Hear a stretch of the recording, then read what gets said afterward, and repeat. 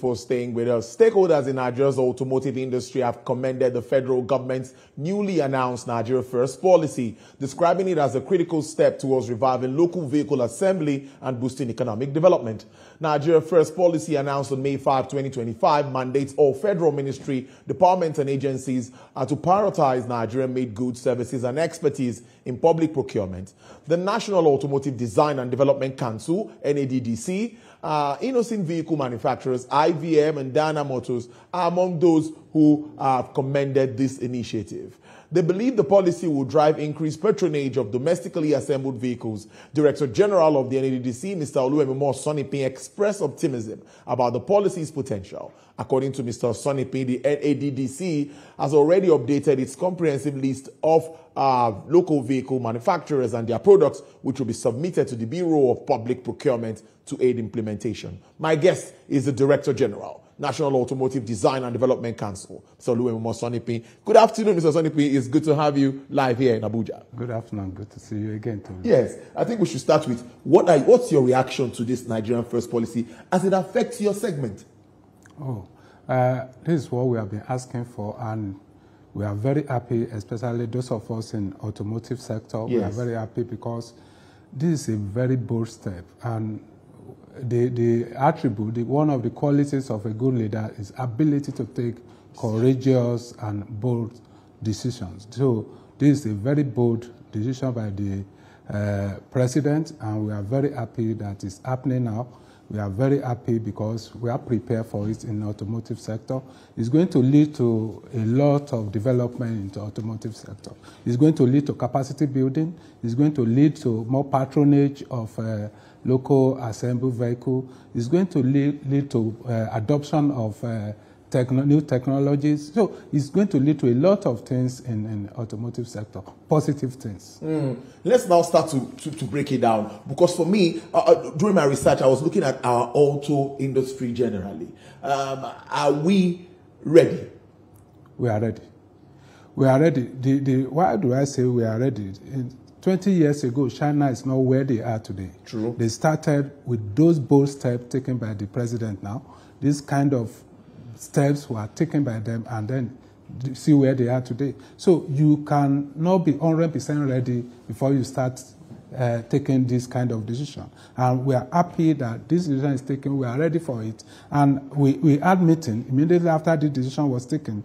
The automotive sector stakeholder, we had meeting, and we identify those challenges that we know we will face, the challenges that our customers, that is the users of Nigerian assembled vehicle, are going to face, and then we started addressing them. So we know that one of the critical factors that people will point to is availability of parts, as well as widespread of service centers across the country. I already had that question for you. So we already identify all these challenges, and then immediately we are working on them. We are working on the short-term measure, the medium-term measure, and the long-term measure. So you think, because I was going to ask you that when we now have this demand so high, and we are demanding these vehicles, demanding these trucks and all of that, servicing and parts is something that is very important. I know you've been having some meetings before now, trying to strengthen our manufacturing of local parts and all of that. Where are we also with regards to that? We are still on that one. That one is medium and long-term version. Do we have short terms? We have the short-term approach also. So that's why I said we have identified those challenges, and we are looking at short-term, medium-term and long-term approaches that have been taken by the assemblers, and those ones taken by us. Our own approach, the one we are taking, that's one you mentioned about auto component development, is more of long-time. We have the short-time ones, which affect especially the motorcycle and tricycle. These are the immediate ones. And the short-time ones are those ones, again, we have some that have been produced already, like brake pad, oil filter, some of these, and most of the plastic parts are already being produced in the country right away. So those ones are going to be adopted immediately and adapted by the assemblers. But for other spare parts, that we are not producing currently. Yes. So we are working with them so that they have to stock for every vehicle, every product you are going to be putting in the Nigerian market. We make it compulsory now that you must have a certain level of spare part stock before we can encourage or push for marketing of such products. I also saw that you are compiling a list of local vehicle manufacturers already that you want to forward to. It's not that we are compiling. The list is ready? We have the list every day. Okay. The list is always there.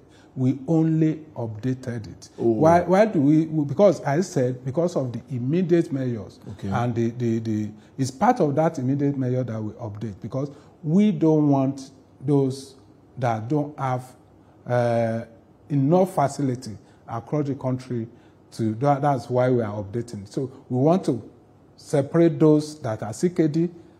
And so we have CKD, we have SKD, and even though you are SKD or CKD, we are also putting in place those that have the spread in terms of service centers across the country, and those that don't have those spread. So that's why I said we're only updating, just to put more information, to make more information available to BPP. So what more? Let's look at other issues now surrounding your segment. Innovation and all of that, design of vehicles and all of it. Where are we with our Nigerian production? I saw Innocent saying it's going to build new plants moving forward. Electric vehicles, gas-powered vehicles. I just spoke to Mr. Oluwagbemi and you heard him. We need more of these CNG vehicles. Are we also keen into that in the NDDDC? Yeah, we almost all our assemblers are already, they've keen into CNG vehicles. So almost all of them are producing ICE as well as ICE vehicles, both powered by PMS and powered by CNG. So already done that. And in time of Innocent, you mentioned, Innocent already have a CKD plant as SKD plant, and now it's expanding. The third plant is going to be one of the biggest. In fact, even the second plant is already the biggest in Nigeria. But this third one is going to be one of the biggest in Africa. This is the one is building also with the third one. And that one is going to take into consideration the CNG as well as electric vehicle manufacturing in Nigeria. So, and not only Innocent, other manufacturers or assemblers are already transiting from SKD to CKD. And in the next few months, some of them will complete the plants. One is building in Ewekoro, maybe I don't want to mention the name of the company. Another one is building somewhere close to Onitsha. And these two will be ready this year. So all these ones are expanding because we have put in place a strategy, and we have discussed it with the assembler so that we can move from SKD to CKD. So as time goes on, and that's why we say we can meet the demand as well as the ability to provide after-sales care because of the movement from SKD to CKD that a lot of our assembler already transiting to. There's a difference between, we had an executive order 3 and 5, I think at a particular time, but that was only for, I think, 40%. What's the difference between that and this Nigerian First policy? Okay, Nigerian First policy is saying the details are not out. Yes, the true. Executive order not out, and I know BPP with other relevant authorities are working on getting the full details of how it's going to work.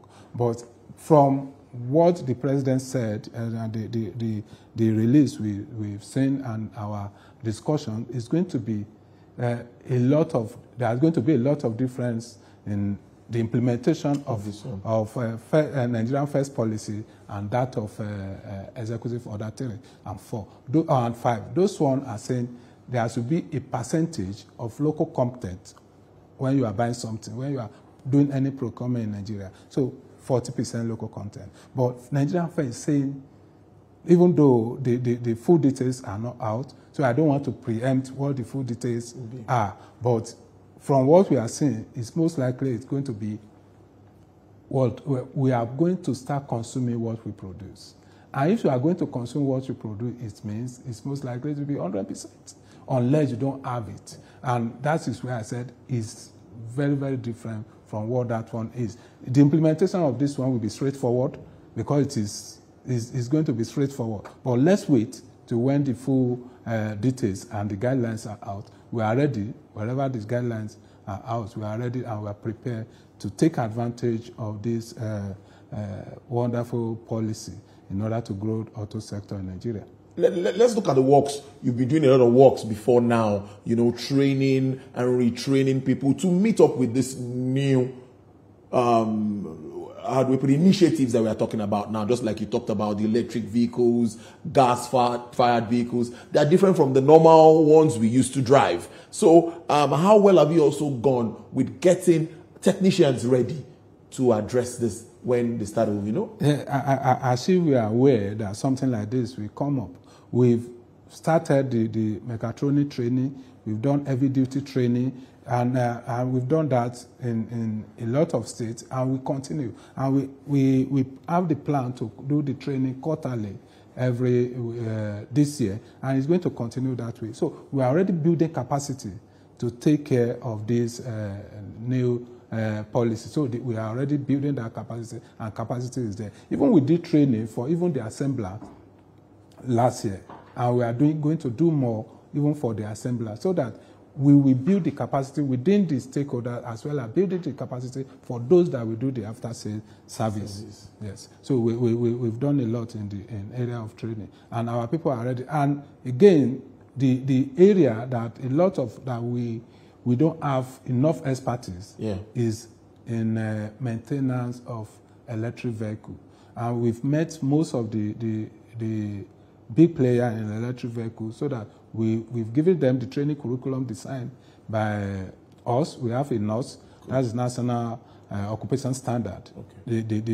We've designed it, and we are working on the manual. There's a training manual for it. By the time we finish with the training manual, we are giving it to the assemblers, especially the electric vehicle assemblers, so that we can start building the capacity for electric vehicle, because the training and the maintenance of electric vehicle is quite different from that of ICE vehicle. Is very, very different. So it requires different kind of approach. It requires, let me just say, it's quite different. So if you are a mechanic of ICE, that doesn't mean you can manage or maintain electric vehicle. Exactly. Yes. Exactly. So that's what we are building. So we ensure those that are the major player in electric vehicle, they also we put it as part of the requirement for them to train. We have people that have sent their staff to China for training. We have people that have brought experts down to Nigeria to train their staff, especially those that will be working on electric vehicle. So my advice is that if you are using an electric vehicle currently, do not take them to any other mechanic and think they are going to work on it. Please try and consult the experts, especially those people that sell the electric vehicle to you, because most of them are already building capacity on how to maintain them. That's a good one. As we wrap this up now, because it's just about this conversation today, and I must say it's very interesting. What more do you think Nigerians need to know as we move on with this policy and about what you've been doing? So what we want, number one, that we want Nigerians to know is that we will get there. They should have that confidence in Nigerian products. We know that some people will say, oh, we want this, we want Japanese, we want this, we want to compare. Yes. We know we have Japanese vehicles, but Nigerian vehicles are as good as those that you get in most of the countries. And again, you have to start from somewhere.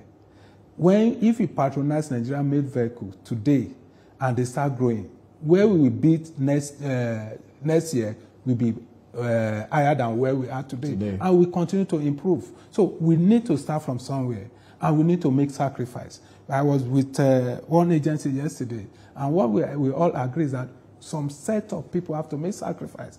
This is our time. This is us now in Nigeria that we need to make sacrifice for the future of automotive in Nigeria. We need to make that sacrifice for the future of Nigeria as a whole. And that is what we are appealing to Nigeria. Nigerian vehicles have the quality to sustain, and we have the capacity to sustain Nigerian demand. That is local demand for auto products. So we have the capacity. But have faith in us and then be part of the sacrifice, and we get there. Interesting stuff. Well, we'll see how all of this play out, and we'll keep monitoring all of the activities. So that, because if you tell us to be prepared, we are prepared, but we also need to see signs that once we drive these vehicles, they are faulty, everything is available. Well, we'll see. We'll see how you match towards the action as we move on. We've already started seeing all of that playing out, though, both from the CNG aspect and the electric vehicle. I must thank you so very much for making sense of this topic. I've been speaking to the Director General of the National Automotive Design and Development Council. He's Mr. Oluwemimo Osonipi. Thank you so much. It's good to see you again, like I said earlier. Thank you so much for coming. You are welcome to Abuja. Thank you so much. Yes. Well, as we wrap up the show today,